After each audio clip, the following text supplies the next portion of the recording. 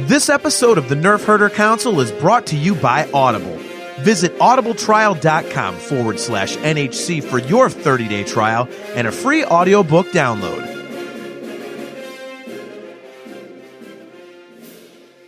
I'm Kevin Thompson. I'm Chubray from Return of the Jedi. You're listening to the Nerf Herder Council.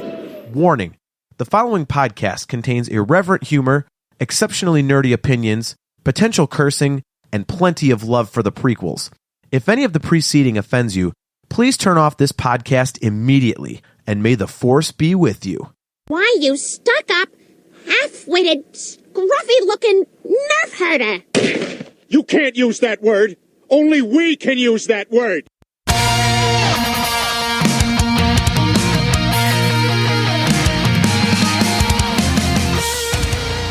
You're tuned in to the Nerf Herder Council, your source for Star Wars opinion, conversation, and debate.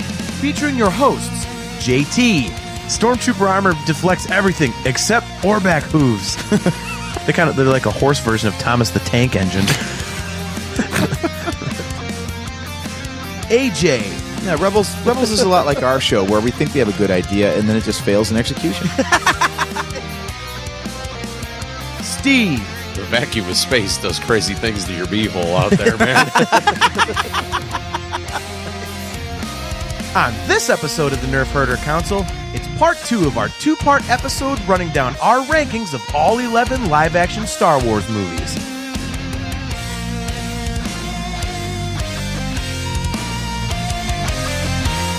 This is the Nerf Herder Council.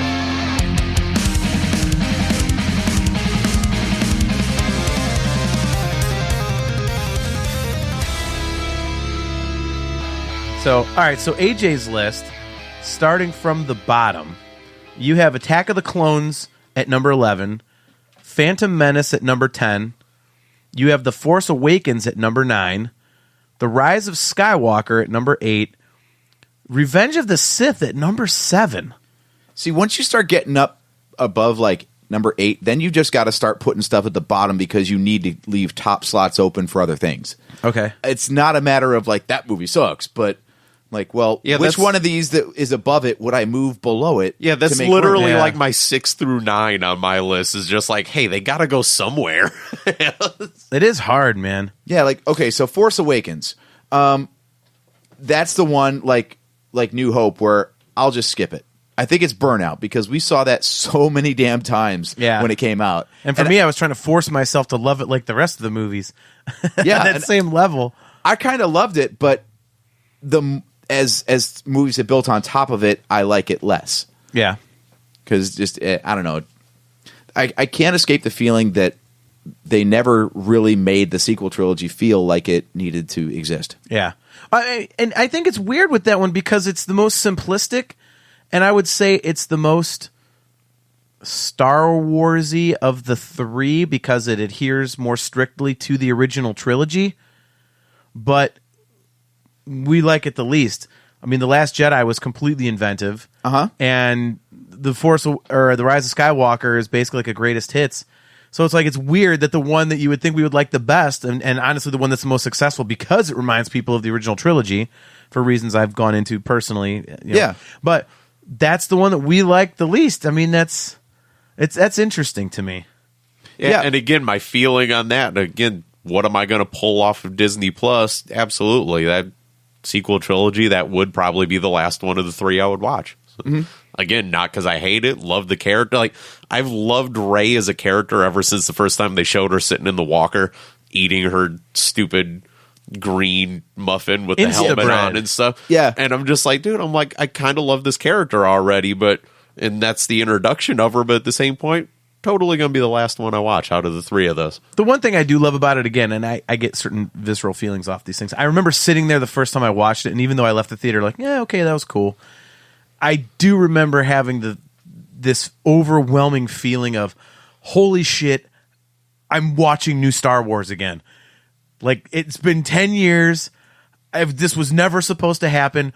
Holy shit, I'm getting more Star Wars. I remember. I do like that. I remember like that we were a lot. texting each other, getting ready to go watch like random movies that were coming out 6 months before because it was like, oh, this weird movie has the first trailer for Force Awakens. So it's like you're sitting there watching stupid Fast and Furious like 14 just because there was a 3D trailer for the Force Awakens before the movie. I remember my wife was complaining because I forget what movie AJ and I went to see with her, and she made the mistake of sitting in between us. And the trailer for Star Wars came over, and we were leaning over, hitting each other, like going, dude, and she's like getting beat up by our elbows and everything. Like you knew it was that trailer too because it was black and then the green outline. Oh, yeah. And then you're like, yep. Oh yeah. Yep. And then the boner occurred, right? So, all right. So you were saying, AJ, Force Awakens. Man, more and more, I'm thinking I should actually reverse Rise of Skywalker and Force Awakens on this list. You think? Because there's nothing about Rise of Skywalker that I'm like, yes, finally. I'm just like, it's just weird. It's the more I think about it, the less I like it. Maybe when I see it more on digital, I'll get back into it. But I would say that Force Awakens does a better job of opening the trilogy than Rise of Skywalker does at closing it. Okay. See, for me, the Rise of Skywalker was really difficult to rank because it almost.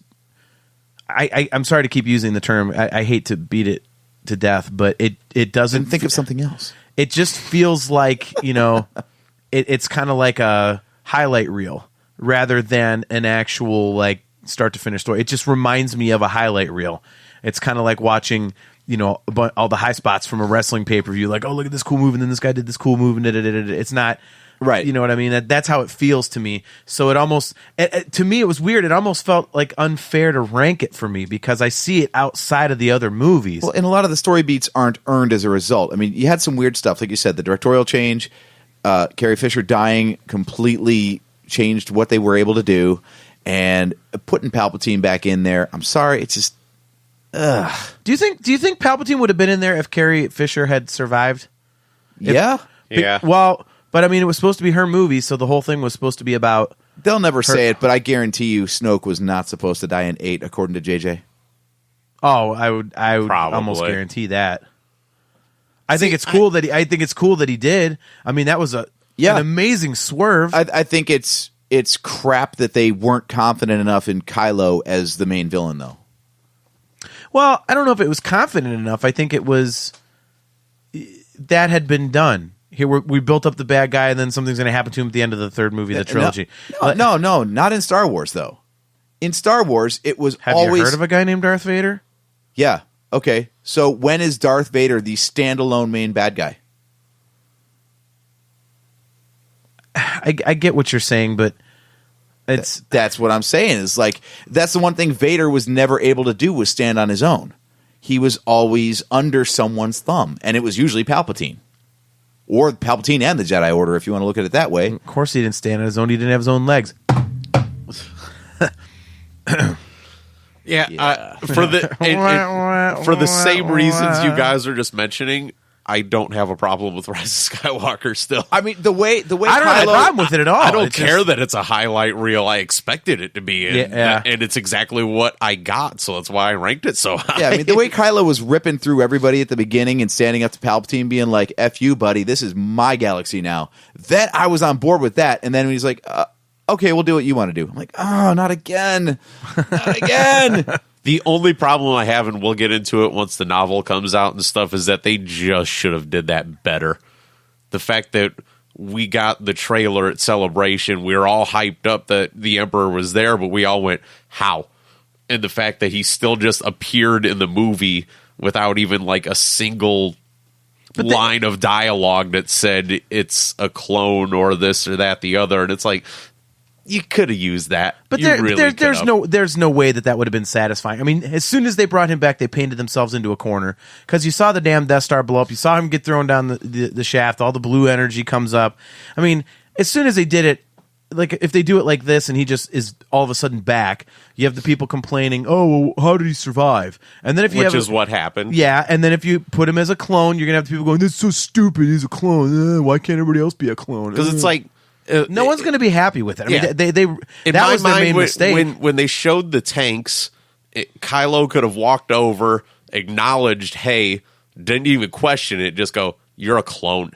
Like, right. State, and just have Palpatine mention, yeah, maybe in the vessel, but not in the thought of whatever. And you go, okay, that's all it needed. Well, he does say something like that in the book. There was a little excerpt. As I said, it's in the book. But that's all the movie needed. It was like 30 seconds right there to go, oh, okay, now it all makes sense why the Emperor is here, and we could all just moved on. It would have been perfectly fine. And have you seen that little excerpt where what he's talking about? I texted it to you guys, yeah. Yeah, and that's always been our problem, where it's like we shouldn't have to go to the book for that. Like when that could have been solved in 30 seconds on the screen. So yeah, I think this has actually solidified how I rank these movies. Like I try to take like a broad stroke. What is the main thing we need to take out of this movie for the others? And like episode 2 is Anakin and Padme are in love.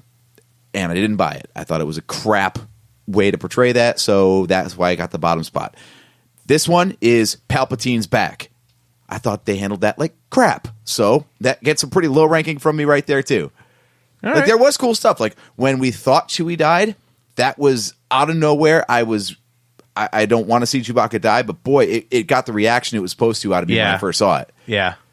They could have handled that better by drawing that out a little bit more. You know, there's all kinds of nitpicky stuff. But yeah, that's the thing is like you said, it's not Rise of Skywalker isn't so much a movie as a highlight reel.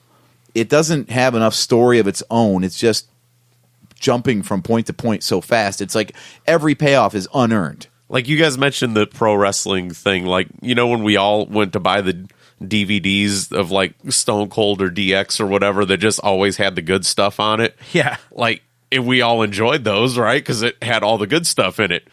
That's why I'm cool with the Rise of Skywalker. No, I totally get it. I totally get it. I mean, I enjoy it for that reason too. And I just said we'll get into it once the novel comes out because we've already seen enough leaked online that we can get into that for a few hours. But I just always look at it as I thought they painted themselves into a couple corners with choices they made in The Force Awakens and especially The Last Jedi. As much as I love The Last Jedi, and I was like, so I knew that there was going to be so many things that they had to do that wouldn't be satisfying to a lot of people in The Rise of Skywalker. I just knew it. I mean, because they were stuck. You know, killing Snoke, they were stuck. Yeah. They had to have a bad guy, and Kylo Ren was not a strong enough bad guy to live up to like what they had with Vader in the original trilogy and Anakin in the you know, and the Emperor and whatnot in the prequel. So I just but. So moving on, you have Revenge of the Sith at number 7. It's a default spot again because I can give you reasons why all those other ones above it deserve their spot. So being odd man out, it had to go down there.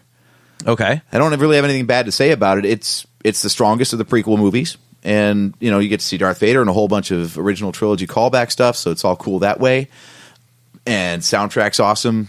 The Mustafar scene is kick-ass. I mean, still, it looks phenomenal, and it's now 15-year-old digital effects. Yep.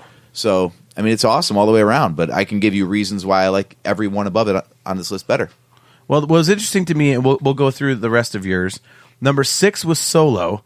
Number 5 was Return of the Jedi, which I would really like to get back to. Number 4 was The Last Jedi. Number 3 was Rogue One.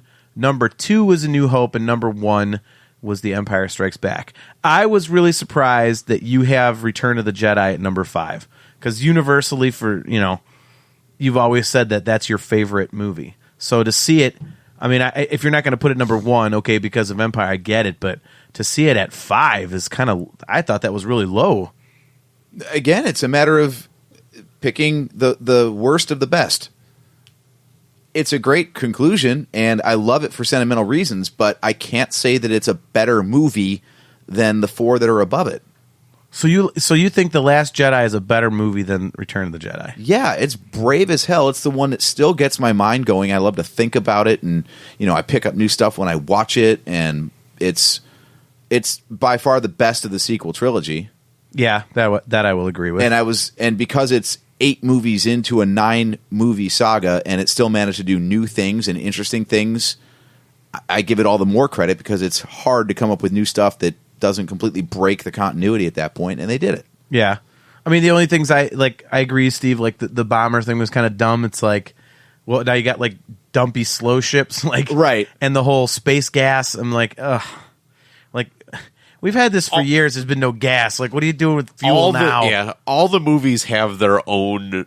Like, you could go through this whole list and pick at least one horrendous scene out of probably every one of these movies. Oh, yeah. So it's like they all have their faults, that's for sure. I mean, Jedi Rocks in the special edition of Return of the Jedi right there should tank it, right? Yeah. I still don't understand what the point of that one was. But yeah, there's another show episode we could do. We could do worst scene in each movie. Right? The bombers and the fuel. Oh my God, I'll do that list now. The bombers. Number 11 on the bottom of the list. Dude, no. Carrie Poppins is worse than the bombers. Oh, Yeah. no. Car- so close. No, So close. Carrie Poppins is the single worst live action Star Wars scene there is. So in the close. It's very close for me. I would rather listen to the 20-minute extended dialogue version of Padme and Anakin in front of the fire in episode 2 than watch Carrie Poppins. If we ever do that show, I'm gonna have to think about where I'm gonna rank those two. Thankfully, we don't have to rank it. We just have to go through each movie and be like, okay, what's the crappiest scene? Like, can you imagine trying to come up with a crappy scene in like Rogue One or something? I mean, what would you pick? Like, Let's see. I don't even know what I would pick. It's like, what's the crappy moment? Oh, when Chirrut Imwe dies, because I love that guy and I want more Chirrut Imwe. Like, that's the only thing you can really say. Yeah, the only wonky thing about Rogue One is they took like the exaggerated distances of Star Wars and made them stupid exaggerated. Like, we're going to park 3 miles away from where we're trying to get to. In the beginning. And then, like, you know, they crash land on Edu, and it's clearly like 2,000 feet up the side of this thing at night in the rain, and Jin climbs that thing in like 5 minutes. Maybe she's a CrossFitter. Right? Like, right. all that crap. Like, Yeah. that's the only weird thing is, like, I look at some of that stuff, I'm like, there's no way in hell it happened that fast. But other than that, yeah, there's nothing weird. I'm trying to think. I remember sitting in the theater, and I swear to God, I probably had the same feeling for both Carrie Poppins and the Resistance bombers. I'm having a tough time figuring out which one I hate. We're on to I like crappy hate scenes of more. Rogue One. He's still dwelling on that one. So yeah, But yeah, Rogue One was the movie we didn't know we needed until we got it, so that's why it's up there. Yeah. I mean, it bolts onto the original trilogy so well. New Hope, because it's the first one. You've got to give credit, because none of this would have existed if that wasn't such a huge, brave success that it was. Yeah. And then Empire Strikes Back is that, but different. So it's not a rehash of what was already incredibly popular. And overall, it's a better movie. So if you're going to give the number 2 spot to the original for being the original, then the thing that twists it and improves upon it has to be number 1. Yeah. I always look at Empire the way that I look at And Justice for All by Metallica. I know, like, there's always the age-old argument, which is better, Master of Puppets or And Justice for All.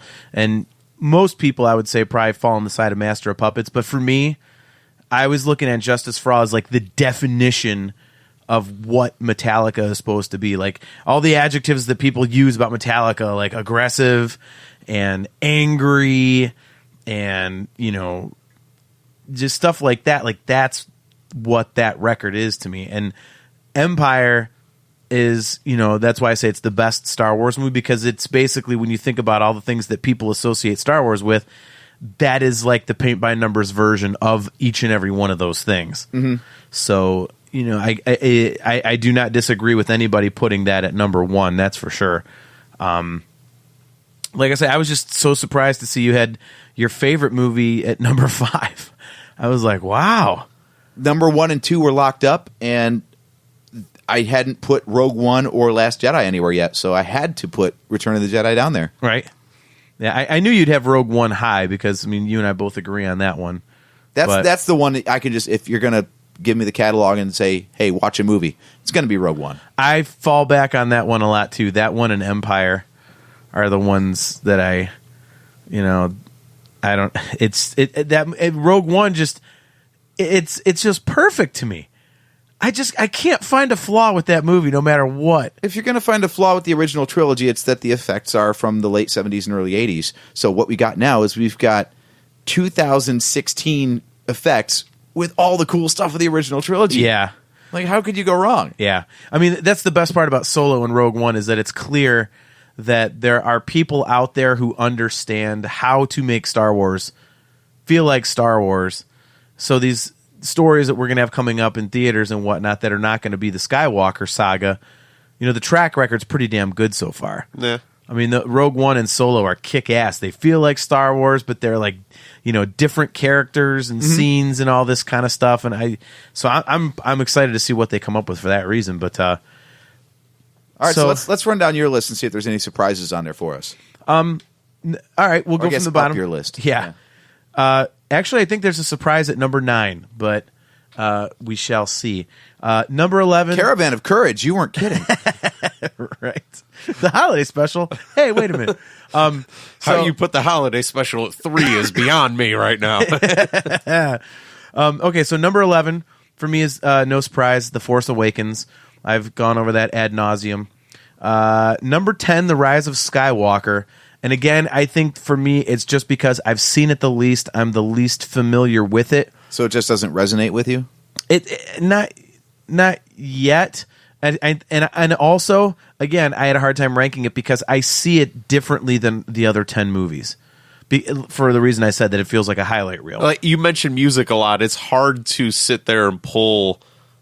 Like you see my wall with the million Blink-182 posters. It's right. It's easy to say which album I like, but then when you sit there and go, "Well, where's the greatest hits at?" and you go, "Well, it's all already in there." Yeah. So yes, exactly. So yeah, it is hard, and that's why I think I'm on the same page with you. That I've seen Rise of Skywalker so many times now that I'm just like, I think I like it more than these other movies. I don't know if I really do or not. It's just that you're most familiar with it right now. Yeah.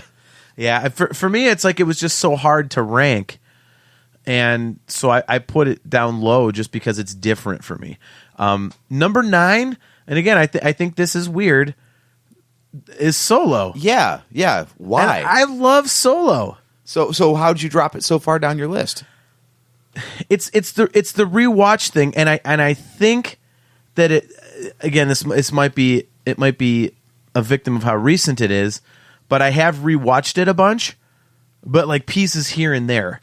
Like I'm like, if I want to watch part of a Star Wars movie, I'll watch, I'll have it started and then I'll stop it after like 20 minutes. Like if I'm cooking dinner, I always got a movie playing on my tablet while I'm cooking and chopping stuff up or whatever. Yeah.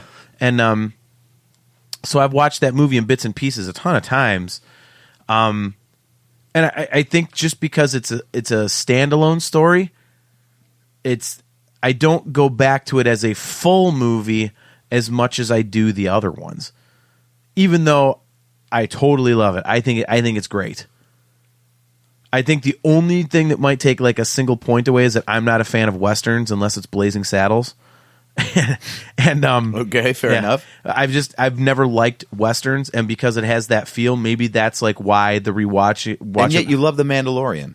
Yeah, I see. That doesn't feel like a Western to me. Oh, it's such a Western. I know it is. Western. I know it is, but it doesn't feel like it to me. The way that I associate with Westerns.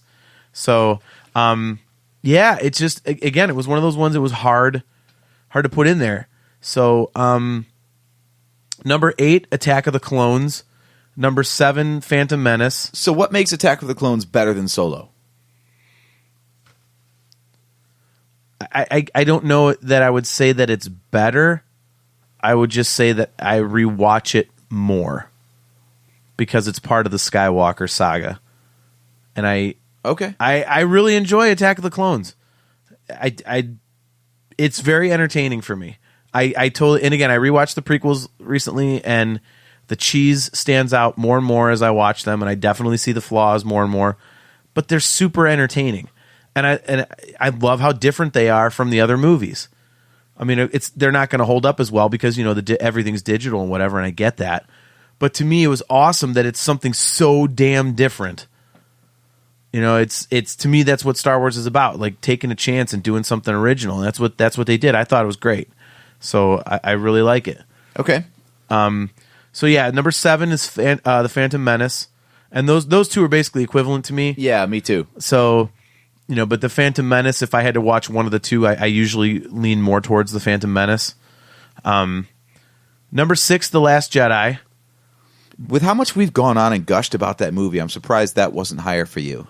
Well, the ones that are above it, I don't think are a surprise, considering it's, I don't know. You've got Battle for Endor on here. The holiday special. Damn it, we already did that joke. No, I mean, to me, they're pretty much equivalent. the Phantom Menace and Attack of the Clones, and The Last Jedi. As much as I love it, I mean, if you look at my top 5, it's basically the original trilogy plus 1 and Revenge of the Sith. So I think out of spots. Yeah, that's what it is. Yeah, and I mean, it's really. And what's funny is I love the prequel so much, but I think I'm more familiar with the original trilogy, and because those came out again when I was a little kid, those are the ones that I relate to the most as making me feel the most. Yeah, because I remember when I had no responsibilities. It was just I was a little kid. You know, life was just about having fun, and Star Wars was the absolute most fun I was having as a little kid. So I watched those, and I'm kind of transported back to that time. They're more innocent for me to watch. So that's fair. That's fair. You know, but I mean, I do love The Last Jedi. Like I said, it was really hard. It was really hard to rank them. The Last Jedi was really difficult to rank, and A New Hope was really difficult to rank. For the reasons we mentioned earlier, is that A New Hope, I've seen it so many times, and I wanted to put it really high because of how strongly it makes me feel. But then I think, okay, well, I'd rewatch this more. I'd rewatch this more. So a lot of these middle ones are really based on, like I said, which one am I going to watch? Okay, now I've watched that one. Now what am I going to watch? Like I kind of ranked them in order of, knocking them out one by one. So number 5 is A New Hope. Number 4 is Return of the Jedi. That one to me is always like, I always picture Return of the Jedi as the most colorful of the original trilogy. And I know it sounds stupid, well, of course, because there's trees and stuff, but it's like there's, there's the bright desert, and then there's the blackness of space, and then there's the green of the trees in Endor. So it really, there's a lot of pop in that movie. So I always picture it as very colorful, and I like that. So yeah, Endor itself, just having a lush planet like that was new. Yeah. Because you had the desert, the Death Star, and that was pretty much it. And space. Yeah. Those were the 3 locations in Black, A New Hope. gray, You had Hoth brown. for a few minutes. Well, Yeah. and then Empire Strikes Back, you get the snow planet.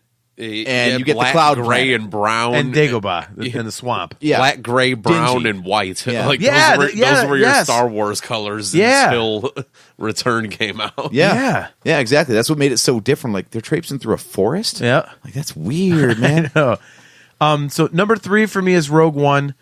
I mean, we just touched on it. That movie to me is basically like perfect. Mm-hmm. I can't believe it had all that crap going on behind the scenes and still turned out the way it did. That movie surprised me almost as much as The Force Awakens, because I was going into it like I don't know if you guys remember, but I was not pumped up for that movie at all. No, none of us were. And it just happened like a month before the movie. All of a sudden, I was like, new Star Wars, cool. I was into it.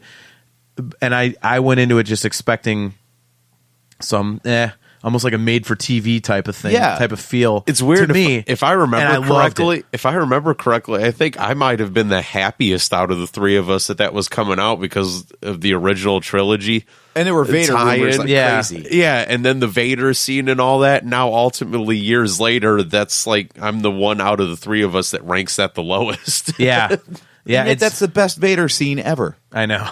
Dude, if you would have gave me like 30 or 40 more minutes of that, dude, number 1 movie, totally. Yeah, that movie just is so unbelievable.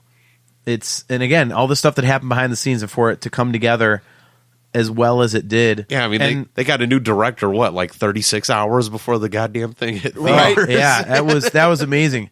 And, like I say, I went into the theater expecting to just be like, kind of like the feeling that I had with The Force Awakens, like, that was cool. Okay. Instead, I got the feeling I wanted to get from The Force Awakens, which was, holy shit, was that awesome. Yeah. And The Force Awakens, I was expecting to just be blown out of my chair. And I was like, no, okay. Just because of my feelings on it being an episode 4 rehash. So, those were the 2 most surprising movies for me. Number 2 is Empire. Obviously, it's got to be in the top, 1 or 2. Mm-hmm. I think everybody has that ranking. That one's obvious. And my number 1, like I say, is Revenge of the Sith. I do not have Empire as number 1. And Revenge of the Sith, I love it. You and I going to see that for that midnight movie was awesome. I always have awesome memories of that. And I still to this day just watch the movie, and it always blows my mind that the last time we see Anakin and Obi-Wan together as like friends is only like 40 minutes into the movie. Mm-hmm. And every time he turns, as the movie goes, I'm just like, oh man, don't turn. Like, it just, something about the way they did it just always resonates with me. And I've always believed that it is so badass that it wasn't just, I'm a dick. Now I'm a bigger dick. Now I'm a bad guy. Now I'm the baddest guy. He's trying to do it for the right reasons. He's trying to save people that he loves, and he's doing what he's doing not because he's an a-hole. He's trying to do right by the people he cares about, or the person he cares about the most. And it's a tragic thing to me. It's like, he basically created the thing that he was the most afraid of. Yeah. To me, it's almost like online Star Wars fandom. Like the irony of it, it's like they kill what they love. Yeah. They don't understand they're doing it. So it's just something about Anakin mauling all these little children that just really tug on your heartstrings and makes you really love the movie. Oh, right. Dude, I saw that the other day, and he's like, Master Skywalker, there are too many of them. What do we do? And I'm like, God, he's really going to mow down little kids. And then I just went in my head and like picturing what it would look like if they would have actually shown it on film. Like, yee, don't think that again. Right. That's just bad. So, yeah, I mean, my list was a little bit different from your guys. I mean, it was interesting. I felt bad for all those clones. They were just trying to follow their orders, and those Jedi just kept on reflecting blaster bolts back at them, and so many of our brothers fell that day. Yeah, so ultimately, I think we came to the conclusion that it's really easy to come up with maybe the top two and the bottom two, and then everything else is just like throw a movie against the wall and see what place it sticks in. Yeah, for me, it was the top three. It's like a March Madness bracket. Yeah. There you go, topical. For me, for me, the top three were easy, and the last place one was easy. It was all that stuff in the middle that was kind of a pain in the ass.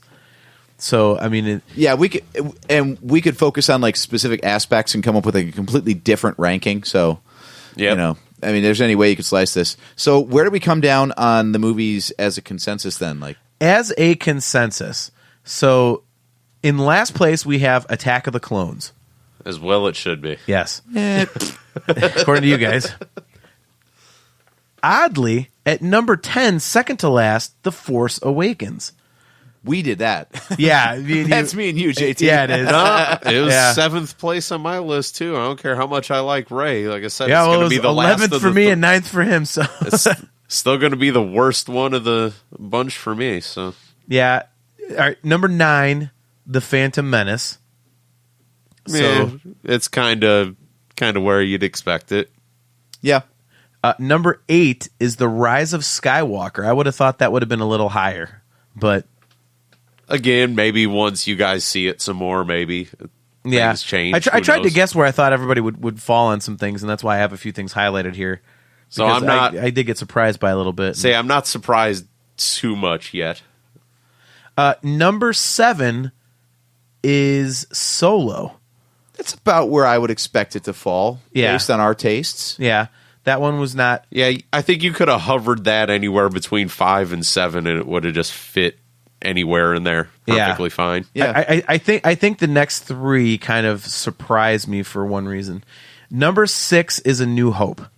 I would have thought that one would have been a little higher. Yeah, middle of the pack. I dumped the average on that one down a little bit. Yeah, way to go, jerk. Yeah, that was me and you canceling each other out. I put it at the top, you put it at the bottom. Yep. Yeah, I mean that really is. That's position 2 and 10. You end up with 6. So there you go. That's like me and Steve with Rise of Skywalker. He's got it 3rd. I've got it 10th. So that's what tanked that one. Number 5, Return of the Jedi. That's actually exactly where AJ had it. Yeah. It's lower than what I had it and higher than what Steve had it. So that's right in the middle, I suppose. Again, this is how averages work. That like 4 to 8, 4 to 9 area is just so gray with all these things. So. I know. Well, number 4, The Last Jedi. And like I said, with these 3, I was kind of surprised that, I mean, I love The Last Jedi, but it was surprising that when you average out our scores. Oh, wait a minute. We're not reporting this quite right. Why? Well, Return of the Jedi and A New Hope had the same number of votes. That's actually a tie. Yes.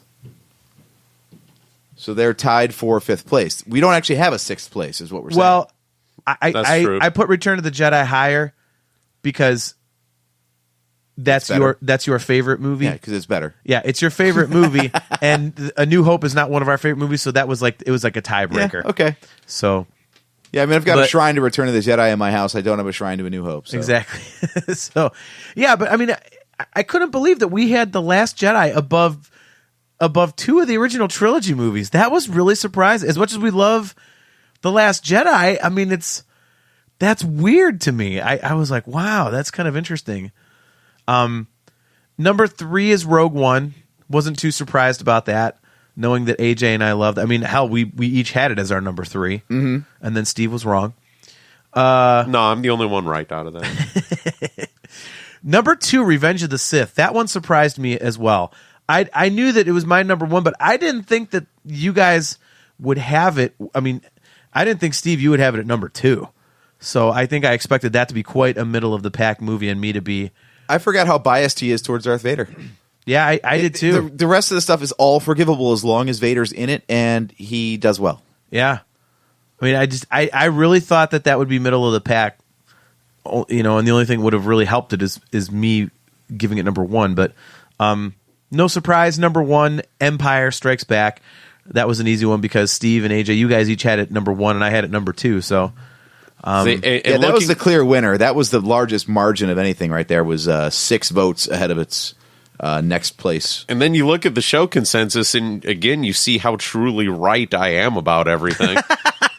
Empire Strikes Back, Darth Vader wins at the end. Revenge of the Sith, Darth Vader's born at the end. Rogue One, Darth Vader mauls a bunch of rebel idiots at the end. So, of course, those are the top 3. Wow, he's not kidding. Steve's love for Vader comes through again. Yeah, and like I say, I added something at the bottom, just totaling up scores from the 9 Skywalker saga movies. And if you look at it, Steve's favorite trilogy is the sequel trilogy. AJ's second favorite is the sequel trilogy. My third of the 3 is so each of us have the sequel trilogy in a different order. Like, one's the favorite, one's the middle, one's the least favorite. It's like the 3 bowls of porridge. Again, like, this is something to revisit maybe another couple years down once, like, I'm off of my personal high of Rise of Skywalker, because I feel like the sequel and the original trilogy are really like a neck and neck thing with me. So yeah, I mean, there's no surprise that my second favorite was the prequels. I think it's weird that if, based on my movie breakdown, you know, maybe the sequel films rate higher, but if you take them as trilogies, and I just think of like 1 through 3, 4, 5, 6, 7, 8, 9, I still just 7, 8, 9 as a package. I'm like, I don't really care about those characters that much. We didn't really need those stories. So I would put it as a trilogy at the bottom, but on an individual film by film basis, I like them better than the prequel movies. See, I prefer the prequels, and that shows in our rankings. You know, mine from, you know, first to worst is original trilogy, prequel trilogy, sequel trilogy, and yours is original, sequel, prequel. So, which I think those rankings weren't really a surprise. I just never would have thought that Steve's favorite would have been the sequel trilogy. I've not really seen anybody that says, "Oh, these are my favorite Star Wars movies." Right. So that's kind of interesting that's how that played out. But especially looking at my list, going like it's all 3 through 8 or 3 through 7 on my list, and that's just right where the gray area is. So it's like it just kind of ended up there. Yeah. I mean, it was fun doing once this. you assign points to it, I can't exactly say that I think I like the sequel trilogy better than the original trilogy, but I mean, it just kind of ended up that way once you put a point system behind. Yeah, right. It's like bowling. You can carry a super strong average and be the best in your league if you just do 9 spare, 9 spare, 9 spare, 9 spare, 9 spare, versus the guy who can throw like 2 strikes in a row, but then throws a gutter ball, right? Yeah. Yeah, that's me. Yeah. So I think yours got there because the sequel trilogy is the most consistent for you, whereas the other ones are like all spread out. You got like super high, super low. Yeah, this was fascinating for me, just to see where we would put everything, and it's, you know, I don't know. I mean, Empire was the obvious one, and AJ, for you and I, Rogue One was the obvious one. But there, like I say, there were some surprises. I couldn't believe Steve's New Hope was so low, and when I ended up putting Solo at number 9, I surprised myself. I was like, what the hell? And then yours... You're saying you didn't expect it to be so low? No. No, I did. I will tell I you, did not. your list sounds better after explanation, because looking at it in text, I'm like, oh, so you're internet trolling. Okay. I'm like, your list really screamed internet troll when I read it, and I'm like, okay, so here's where we're going with Yeah, this. and you know what's weird is like I didn't even realize that my, 2 through 5 were the original trilogy plus 1, because I would never, if you were to come out and ask me like, hey, what trilogy do you like the best? I would, obviously the original trilogy by far. I'm not that guy. But when I think about what I rewatch the most, it does come down to that. And I didn't even realize it till I said it out loud on the show. I was like, holy crap.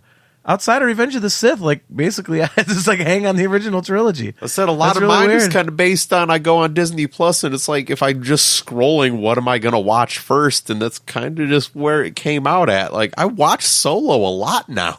Yeah. I don't know why. It's just a fun movie to watch. So Maybe because it's standalone, it just Maybe. it's easy to pick up and put down because it's not so connected. And then to Yeah. me, again, a personal thing, like the standalones, if you're going to put those two alone, Rogue One's a great movie, but like I said, with the characters, I'm like, I'm going to gravitate more towards Han and Chewie than I am random characters that I could care less about.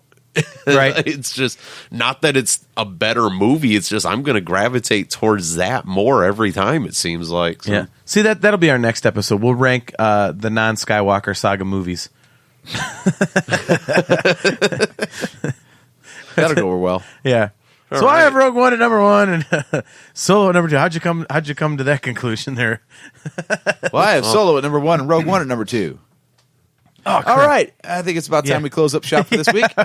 Exactly. I'm going to do Caravan of Courage in the Clone Wars. Well, no, you said non-Skywalker, so I can't put Clone Wars in. Eventually, I'm going to have to watch those ungodly. Oh, that's an episode. Rank the holiday special, the Ewok movies, and the Clone Wars movie, and just, Dude, I'll set up one of the monitors over here, and we'll just do a live reaction to watching those things. Right, that'll be our last episode because we'll all slit our wrists. yeah, exactly. That episode will be titled "Suicide Watch." Well, it'll just be that picture that you find of Han Solo online of him like with the DL-44 up to his head. It'll just be all us. So. Well, on that note, why don't we... Maybe we shouldn't do all of them. Maybe we'll do one at a time and see. Oh, yeah. Yeah. Exactly.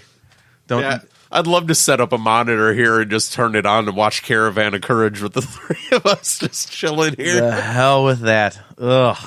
I'll do that on my own time when I feel like I need to, bludgeon myself.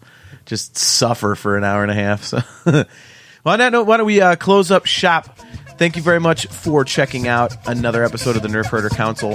We are brought to you by Audible. Go to audibletrial.com/NHC for your 30-day trial and a free audiobook download. You can go to shop.nerfherdercouncil.com to get your customized Nerf Herder Council swag. AJ, that shirt is very cool. I think I want to buy an exact replica of it. Thank you. He's wearing a Nerf Herder Council shirt right now. It's awesome. You can find us on pretty much any podcast app you can think of: Spreaker, Stitcher, iTunes, Apple Podcasts, Google Podcasts, Pocket Casts, CastBox, Spotify, all those good places. All of our episodes are available on YouTube. You can find our website at nerfherdercouncil.com. We are on Facebook if you want to look us up there. You can email us, nerfherdercouncil@gmail.com. And we are fairly active on our Twitter page, which is at NHC Podcast. So, once again, I am your host, JT at Dog Pound Jedi. He's AJ. At Drake Adams 579. He's Steve. At JSteve1005. And we will catch you next time.